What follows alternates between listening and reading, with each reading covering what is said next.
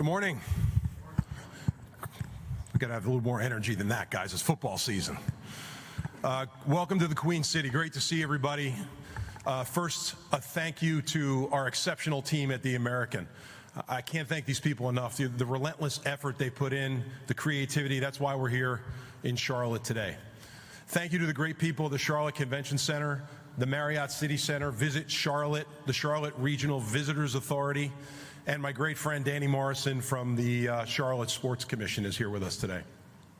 To our presidents, chancellors, athletic directors, women's administrators, faculty reps, thank you for your leadership in my first year. Your efforts have just continued to make the American a great place. Welcome to Lisa Campos. I just saw her walk in with her son, Christopher, who, get his resume, he's like a future administrator in the college space. And Mike Hill, the athletic director from Charlotte, and the newly anointed chair of our ADs group is also with us today. Welcome to CFP Executive Director Rich Clark and his staff, our friends from the Cotton, Fiesta, Independence, and Orange Bowls, and ESPN events. We have two exceptional leaders in the American retiring this year. Navy Athletic Director Chet Gladchuk, truly a fixture in the industry. The guy's been around longer than the furniture. And USF's remarkable president, Rhea Law. Their impact on the American and on student athletes really cannot be measured. Welcome to our football student athletes. I see you guys all over the place. Saw you at the hotel, seen you in the elevator, saw you try to hit some home runs last night, try being the key word. These 2 days are really about you. It's about your hard work, it's about your stories, and it's about the season ahead. 30 years ago, I was getting ready for my last training camp at Rutgers, and man, do I miss it. So take it all in, feel lucky. Make the most of your opportunities. One thing I know is they won't last forever. Represent us with passion, with grit, with integrity. I couldn't be more excited to get out there and watch you play this season. To our veteran head coaches, welcome back. The effort you put into elevating your programs for the American is truly appreciated. And to our first-year head coaches, we won't call you rookies. We love that you're here, and we're excited for what's ahead. Members of the media, thank you for the effort to be here. The best way to describe what you do, it's so important. Like, you shine the light on student athletes. You are our storytellers. You play a vital role in what we're building and how we're elevating the American Conference. And always great to have fans here. Saw many of you outside. Thanks for joining us for Media Day. We hope you have a great time. So there was a recent tragedy in our conference office home state of Texas, particularly in Hill County, where the loss of life included many young people. We're praying every day for every family that was affected and for the first responders. I bring this up because it's important to be grateful for today. Tomorrow is not guaranteed. Nothing is guaranteed. And whatever you do today, don't pass up the opportunity to tell people that you love how you feel about them. So I stood up here a year ago. I was 6 weeks into the job as commissioner of Football Media Day. What a smooth, uneventful year in college sports, right? Nothing happened. But the list of hot topics is growing, so let's talk about it. The House settlement. First thing, I want to thank our colleague conferences and the NCAA for serving as frontline defendants. It was a lot of work. The House settlement's historic. It marks a new era in collegiate athletics. It's not perfect. It's not flawless. It's a step towards modernization, what this industry desperately needs. While we were not a defendant in that case, we opted in, including to the revenue sharing model. Why? It's critical to the future and another illustration of our commitment to consistently invest in student athletes. It's also important that we wrap our arms around, and it's not easy to do, everything that's happening in Washington, D.C. right now. Federal engagement in college athletics is intensifying. Why? Because it's important and people care about it. President Trump issued an executive order saving college sports, creating federal guidelines for name, image, and likeness, for protections of non-revenue sports. Meanwhile, Congress is introducing and advancing two contrasting bills: the SCORE Act, which has been cleared by the committee and is headed to the House, and the athlete-centric College Athlete Economic Freedom Act. These actions underscore the growing pressure to establish a uniform national standard for compensating and protecting student athletes while preserving the viability of non-revenue sports. We also have to ensure Title IX compliance within. There's a lot of things going on that are moving. Why? Because people care so much about this thing. The outcome of these efforts will redefine the structure of college athletics. It will never look the same. Is the employment model the answer? Could it solve some of the challenges? I want to know how that model will protect our Olympic sports athletes. Here's one thing I do know. Compensation brings narrative. We have to avoid the lazy branding that if you're paid, you're professional. So I know in college sports, because I experienced it, it provides life-changing opportunities for hundreds of thousands of young people. And any solution must protect that. Like the NCAA, we look forward to working with student athletes, lawmakers, and leadership to get on a path that enhances, not erodes, what makes college sports so special. We also have to tackle the transfer portal. I want to thank our coaches, many of them in the room. I want to thank Coach Munkin, who's our AFCA representative, for their leadership, because this is a national conversation. It takes guts to put yourself out there and have an opinion. So we're putting it out there today. Let me tell you a story. Last year, after winning our football championship, Army was on the receiving end of the negative impact of the transfer portal. Instead of playing another league champion in a bowl game, which they were set to do, Marshall reneged on their commitment to play in that game, citing an inadequate roster due to transfers during the December portal window. A transfer portal window between the end of the season and bowl games. What the hell are we doing? The current structure, it's a threat to the game. It's a threat to culture. It's a threat to coaches trying to build their programs. It's a threat to young people, because constant movement de-emphasizes commitment and the true benefits of college sports. We need one portal window at the appropriate time of the year. Student athletes should absolutely have the opportunity to transfer one time freely. Coaches change, family situations change. It's reasonable. But beyond that transfer, maybe additional transfers should perhaps require the year in waiting. So let's talk about the college football playoff. Perhaps no better example in the industry right now of progress plus pressure. Rich Clark and I have some things in common. We both played college football, and when we stepped into our new roles, we each entered a CFP system that was vastly different from the one that existed when we accepted the jobs. So it's important for everybody to just understand the state of play. Like, let's educate the room on what's happening. Prior to our arrival, a legal document, the famed MOU that you read about, was signed by every commissioner in that room. And while I wasn't part of that process, I now operate within the terms of that agreement. One that grants authority to Big Ten Commissioner Tony Petitti and SEC Commissioner Greg Sankey to meaningfully consult with and act on behalf of all FBS conferences and college football to make decisions on what they believe is best for the game and for the playoff. That change, while legal and agreed upon, naturally centralizes influence and decision-making around the college football playoff. Let me be very, very clear. This is not a criticism. It's an explanation of how the system currently works. Every commissioner in FBS has the responsibility to ensure that the decisions that are made with the full breadth of college football and the ecosystem in mind, not just the most powerful corners of it. Tony Petitti is a strong advocate for his league. I have great respect for him and the experience and the passion that he brings to the table. Greg Sankey has long been one of the most knowledgeable and steady voices in college athletics. He cares deeply about the game and about the overall health and success of college sports. But in that room, we work for college football. All of us, including me, work for college football. Thousands of student athletes, coaches, fans. The collective voice has to reflect the entire sport. As Commissioner Sankey shared last week at Media Day, we have a format right now. the 12-team format that was positive a year ago in just its first year.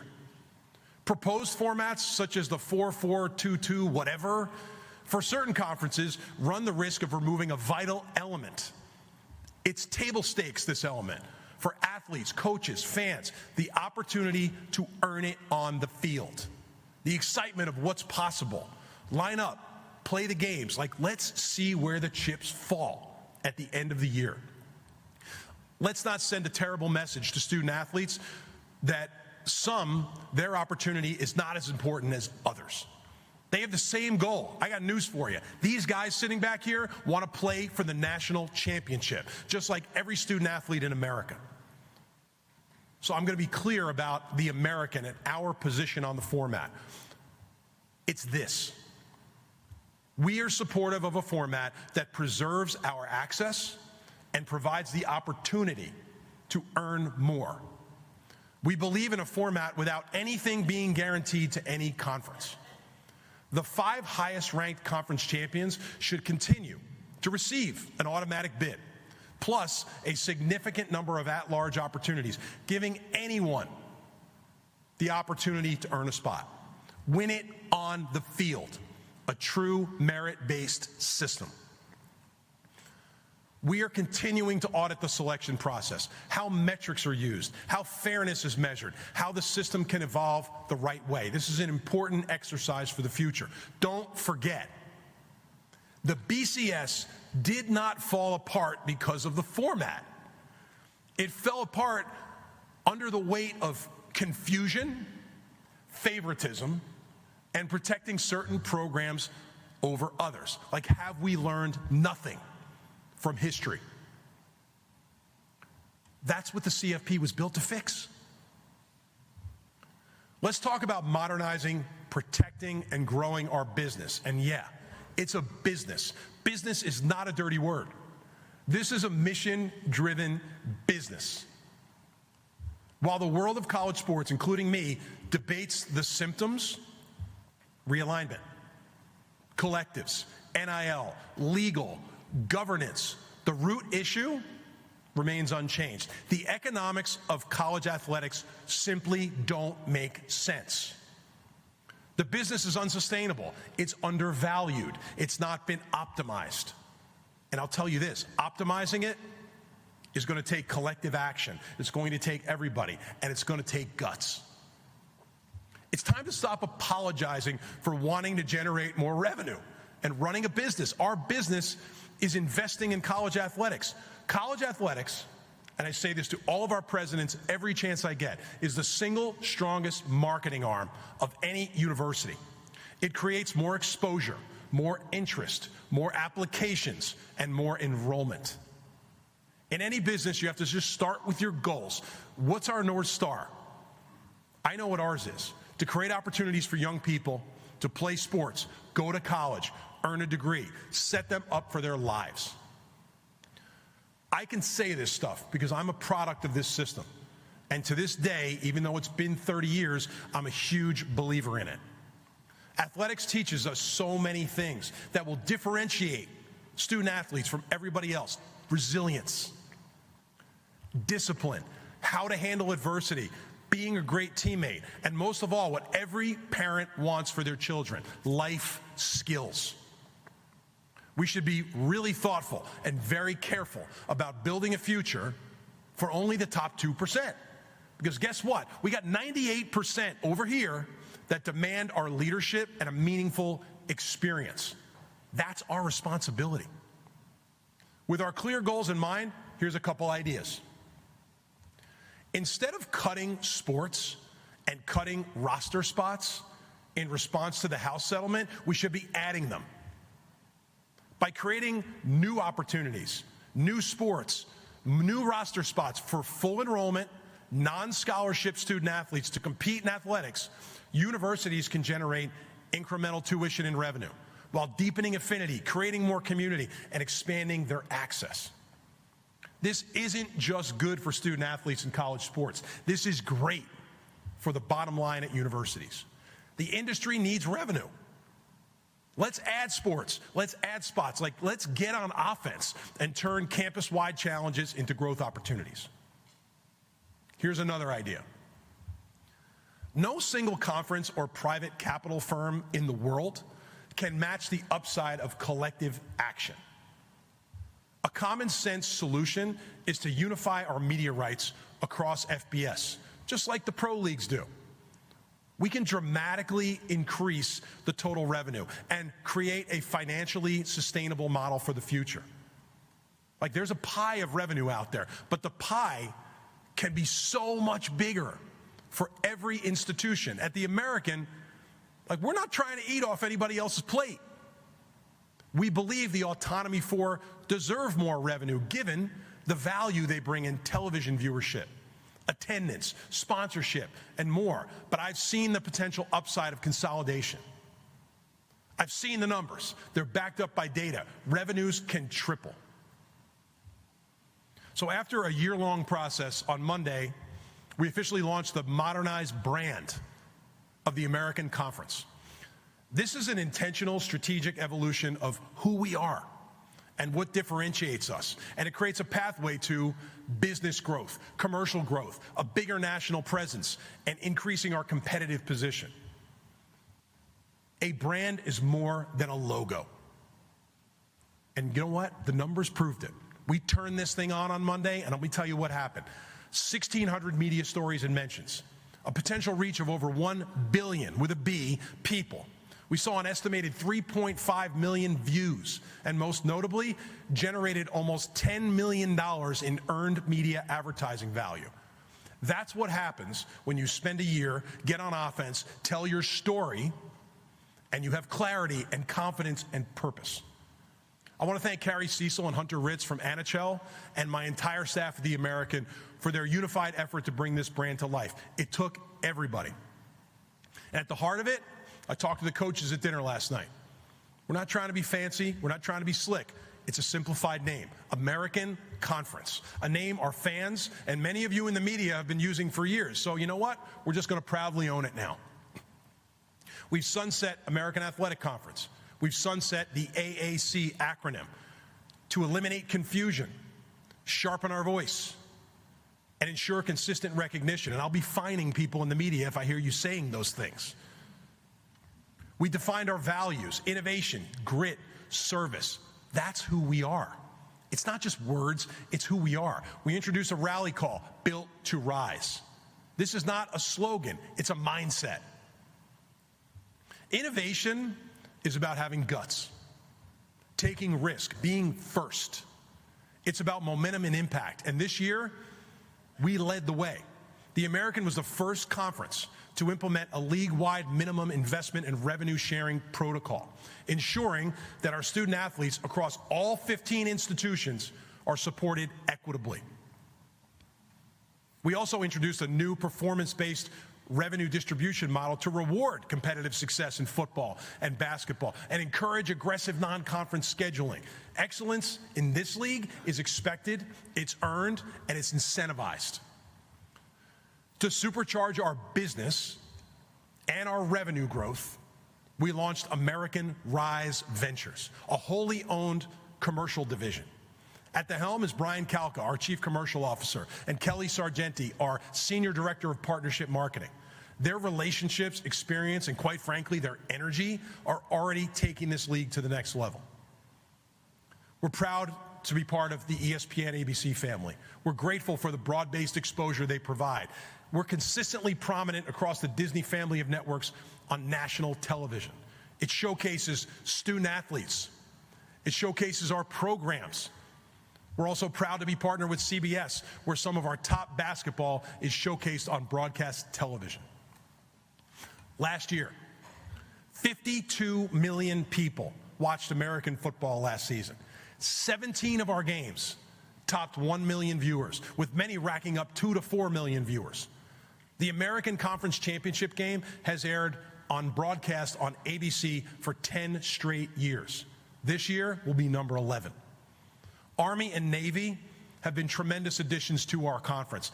Their power of their national brands were showcased last year, both competing against Notre Dame, both those games exceeding 2.5 million viewers. The Army-Navy game drew 9.4 million viewers, the most since 1990 on CBS. In bowl season, 6 of our 8 games surpassed 1 million viewers. Broad-based linear exposure, elevation. The American is consistently delivering value and visibility, and we're not stopping. So the biggest bird in college sports this week is Soar the Eagle. And when we first explored the idea of a mascot symbol for the American, I'd be the first to tell you I was skeptical. There were some arguments, there was some knuckle fighting, there were some screaming matches. We talked about symbols that are uniquely American, and nothing measured up to the bald eagle. Strong, bold. Soar went from this idea to a symbol, to a commercial asset, to a content creator, to a community leader. Soar is the first ever conference brand ambassador. Brought to life on Monday in the American, we're the first collegiate conference to pioneer a new model of conference branding that leverages intellectual property, much like you see in pro sports. I'm not going to say this is an original idea, but we're first in college. We're not waiting for this industry, in case you haven't noticed. We're building it. We're leading it strategically and with purpose and thought along the way. Grit is one of my favorite topics to talk about. I think it has a lot to do with the way I was raised. But it's the engine in the car in this league. Like, we're not slick, we're strong, we're just tough. And I saw it on display last year. Army won 12 games, the most in school history, and earned our football championship in their first year. They were ranked for 10 consecutive weeks, including as high as 16, which was their highest ranking since 1962. They earned it. Memphis won 11 games. Navy won 10 games. Memphis finished in the top 25. We joined the ACC, Big Ten, SEC, and Big 12 as the only conferences in America with 3 10-win teams. 8 of our 14 football programs competed in bowl games. We won the Bowl Challenge Cup. It's this massive trophy that we don't intend to send back to ESPN, by the way, sitting in our office in Dallas. And along the way, we beat Oklahoma, West Virginia, and NC State. We're deep in all of our sports. We saw UTSA this year ride to Austin and beat Texas, the number 2 team in the country, twice to win its first NCAA baseball regional in program history. We closed the year by seeing South Florida, their men's track team 4x400 relay, won an NCAA championship. And just put it out there, like, realignment is happening every day. But I'll tell you what we know about realignment. We know the meaning of it. We know the meaning of other conferences wanting your members. It's the ultimate compliment. It reinforces the quality of our institutions, the character of our programs, and the power of this conference. The American builds strong, competitive, resilient programs. So I'm not surprised to be the constant target of realignment. We're building a league with values, a league that has vision, a league with the guts to be first. Last and maybe most important is service. It's our call to lead beyond the field. And I'd be remiss if I didn't say it's important to acknowledge the leadership and the selfless dedication of the men and women enrolled at our 2 service academies. 4 of those student athletes are with us here today. Our cadets and midshipmen embody this mission of service every single day.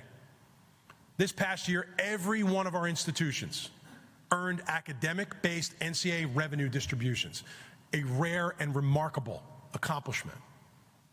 Memphis had 2 student athletes named as NCAA postgraduate scholars, one of the most competitive academic honors in the country. Our own SAC chair, Jack Kersey, and tennis student athlete, Pablo Alemany. Sadie Golden of North Texas received $12,500 in tuition assistance through the CFP Foundation's Extra Yard for Teachers program. Proof of purpose and service-driven partnership. I could go on, but we've got other people you want to hear from more than me, so I'm going to close it out. But I'm always grateful, and I want to say thank you to everyone. Being here is a commitment. What our coaches and student athletes do and my staff do is a commitment. It takes people to make this thing work, and I couldn't be prouder of the people that we have in this conference. We are the American, We're not anybody else. We're not trying to be anybody else. We know who we are. We know what differentiates us.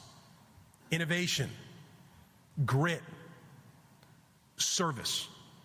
And the one thing we will continue to do is do our talking on the field. This conference is built to rise. What's ahead of us couldn't be more exciting. So with that, thank you, and I'll open it up to questions. Thank you, Tim. All right, for members of the media, if you have a question, please raise your hand. We'll get a microphone over to you. And for the courtesy of Tim, please just introduce yourself and your media outlet. We start over in the front row over here, please.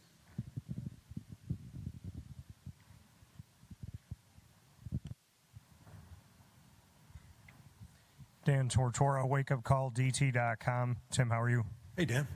To look at all the different points that you made, like you said, we're not trying to be anybody else. As we look at this college football playoff world in this landscape, what is it about the teams within this conference that you feel like has spoken on the field and does have that place and carves out that opportunity for the college football playoff connection? Why the American should be a piece of not just the conversation, but the actual seeding every season? Well, here's what I know. The student athletes sitting in the back and the coaches that are in this league and that I had the opportunity to spend time with last night at dinner, I know what our expectation is to be in the college football playoff this year. I don't think you're going to find anybody in this room in our conference that doesn't believe that and intends to prove that.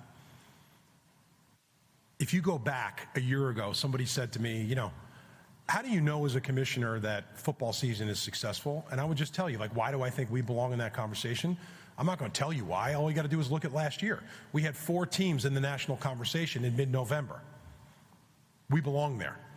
Like the fact that Navy and Army and Tulane and Memphis are in that national conversation with 2 weeks left in the regular season says everything we need to say about the American. This league has competitive depth.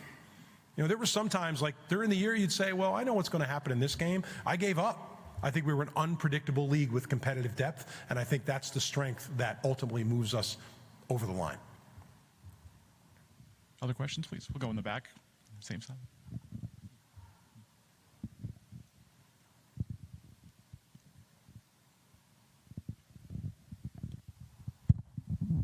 Morning, Tim. Tim Buckley with the Daily Memphian. Memphis. Sticking with CFP, how much do you think your voice is being heard? What will it take for the voice of the non-power conferences to be heard more? Are they willing to listen? The answer to that is yes. What I tell you is when I got the job, Tim, the thing I was most excited about was the CFP meetings. I read about them in the SBJ all the time, and it was like the forbidden city to me. I was like, I can't wait to get in there and see what goes on, right? But what I tell you about the meetings is there's nothing mysterious about it. Everybody's treating each other in that room with respect. People are listening to each other. So as it relates to our position as a conference, I feel great about the voice that we have in the room. But it starts with respect. I have long-standing relationships with every commissioner in that room. I think that gave me a little bit of a running start when I started the job, that there was no period of time where you needed to get acclimated to people.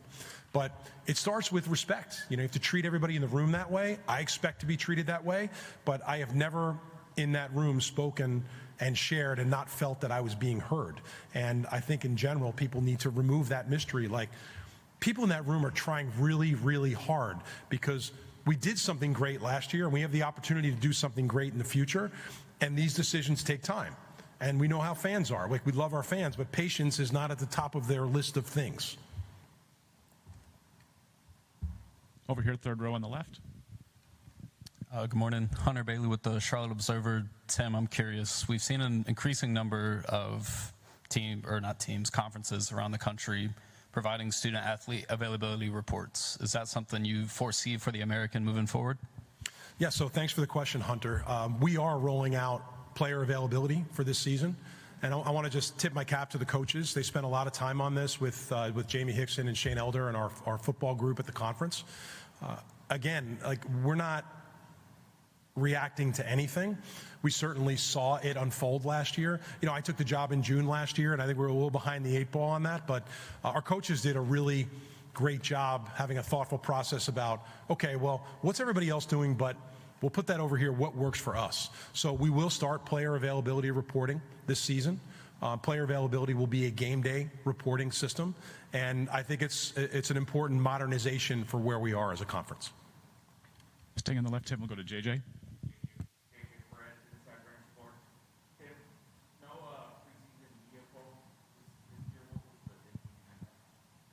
So the preseason media poll, first of all, I felt like you guys got enough to do. You know, you have to vote in a poll. But in all seriousness, we thought really long and hard about this, and I do think you see an industry-wide trend where people are moving away from this. I don't know about you all, and I'm probably older than most of you, but you know, I used to love to go down to this little candy store in my town in New Jersey and wait online when the Athlons and the Lindy's and the Phil Steele magazines came out, you know, just to get them and look at the polls and see who was ranked where. And they were actually pretty damn accurate. I think the reason we're moving away from this now is I think it's more difficult to actually put your finger on how this should look, given that rosters look dramatically different every year. The transfer portal has created a lot of uncertainty and chaos. You know, quite frankly, I think the national polls at some point should follow suit, because it's almost impossible to put something out there that makes logical sense without knowing what rosters look like, and a lot of that is unfolding in the summer. You know, maybe the national polls should start ranking teams after the first month of college football. Like, let's let the result on the field and the product and the results do a little bit of the talking. Over to the far right. Thomas Christopher from the League Winners. The ACC introduced a new safety protocol protecting players, staff on the field going forward. Has the American ever thought about doing something like that? Is that something that's in your guys' wheelhouse and something you're going to roll out in the future? Yeah, Thomas, thanks for the question. So, I have a terrific relationship with Jim and the staff at the ACC. I think Jim is one of the great leaders in our industry right now. And, you know, they're making some moves, I think, that are really important. And we're having deep conversations about all of this. And, you know, I had a conversation with Jamie, who runs football for us at the conference, as recently as a few weeks ago about independent medical observers. Like, what are the things that we can do at games to make sure we're protecting the health and interest of student athletes? Like, you know, I know this, and on rainy days, I'm reminded of what football can do to your body. You know, this is a physical game, and I think I played at a time where we were not athletic and fast and explosive. We were just big. But the sport is you know, more physically demanding than it's ever been. But our number one priority is experience and health and safety of student athletes. So we're knee deep in it, Thomas. Over to the left in the front row, please. Hey, Tim, Steve Reed from the Associated Press. Welcome to Charlotte. Thanks.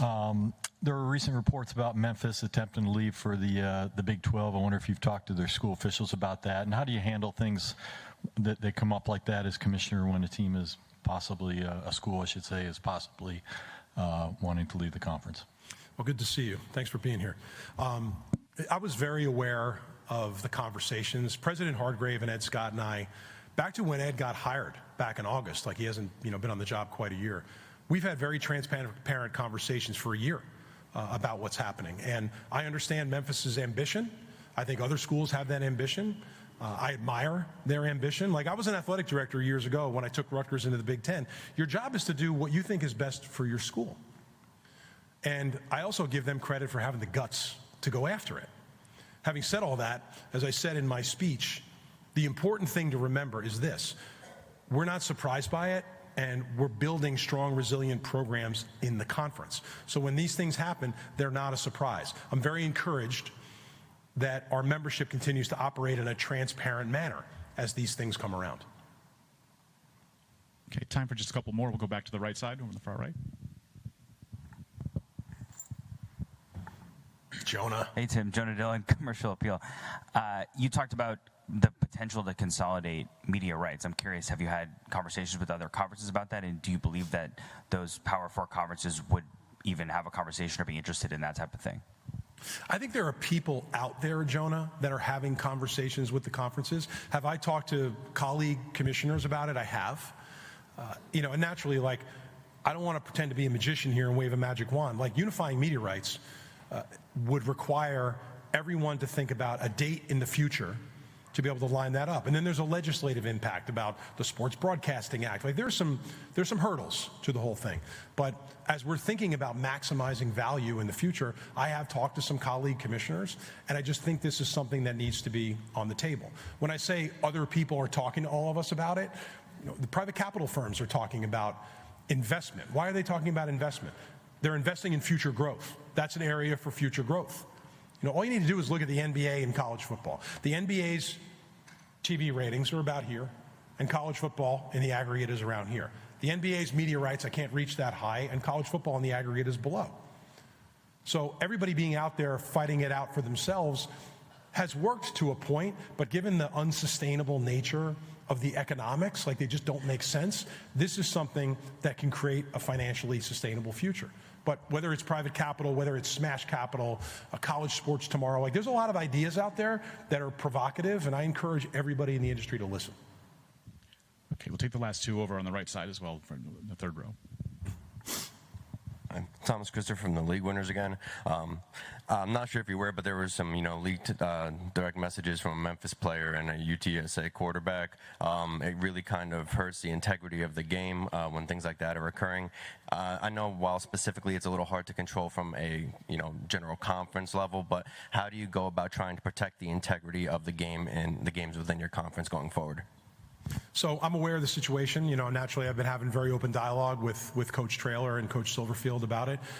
They're going to address it. I don't think it's really for me to address, but certainly we're aware of it and we're supporting the schools in it. But what I can tell you is there's really not much to this story. I think a lot of it has been, sensationalized, and some of it, I think, quite frankly, is clickbait. But beyond that, there's no one in this league. The thing to remember on this, Thomas, is like the integrity of the game matters in this league. I've witnessed, I stood on sidelines last season and shook coaches' hands in pregame and watched players and had personal relationships with a lot of student athletes that have come and gone. The integrity of this thing means something to people in this league. So naturally, anything that flirts with the line, we're going to take seriously. But in this case, I think this is much ado about nothing.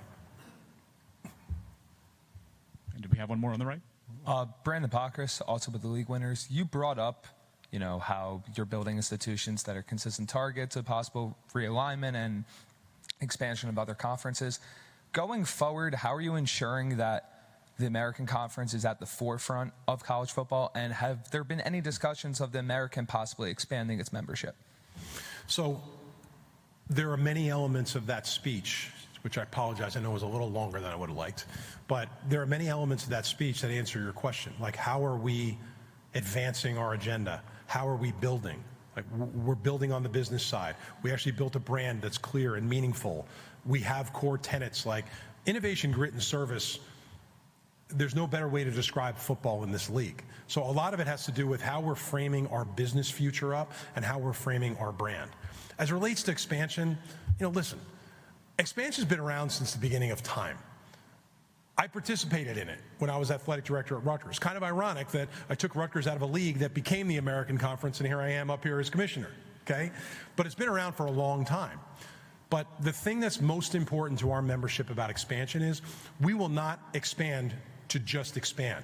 If there's an opportunity for the American that brings incremental value to the league, naturally it's worth exploring. But expansion can't just be about money, it's got to be about alignment. You have to find the right partnership. So we're very, very thoughtful about all of those conversations. But the one thing I won't do is I will not dilute this league financially. If there are opportunities out there for us to increase the value, to increase the profile, to bring more members in that line up with innovation, grit, and service, then naturally we'll explore that.